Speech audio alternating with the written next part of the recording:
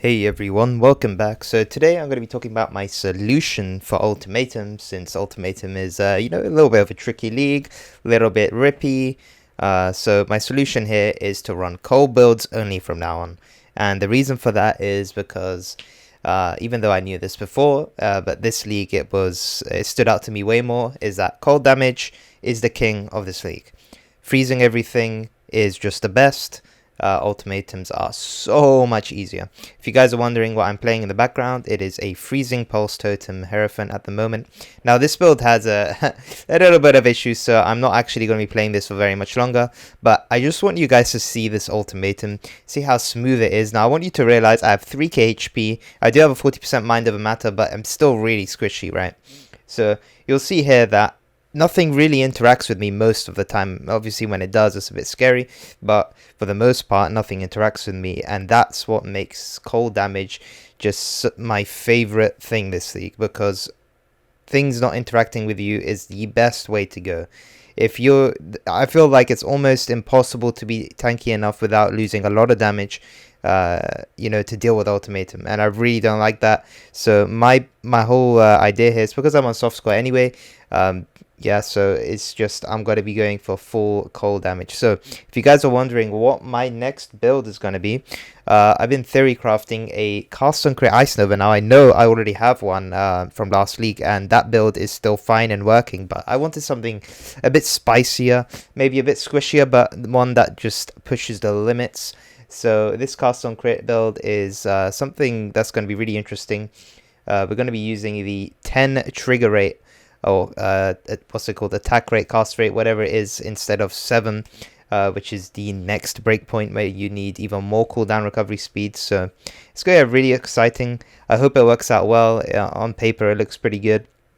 I am a bit squishy, but I think I'm going to be freezing everything, so it doesn't matter. My damage is going to be really ridiculous. So yeah, that's the build that I'm thinking of playing. It's going to be using 2 cost breeds instead of 1. There will be no Prism Guardian, and it's going to be very expensive. That's the other thing. It's very expensive compared to your usual cast and crit Ice Nova. So that is what's happening over there. So yeah, I hope you guys are enjoying this footage behind me.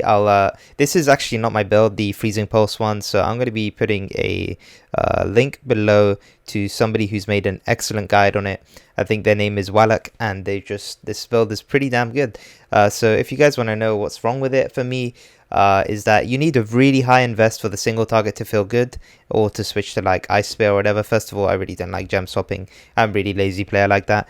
But the other thing is that right now I really want to do this. I've been wanting to do the metamorphs in Ejoris with the more life, and the damage is just not good enough for that. So I'm going to be making a build specifically for that, because I want to do an experiment with metamorphs and selling catalysts and stuff. So, and I want to make a video for you guys as well on that.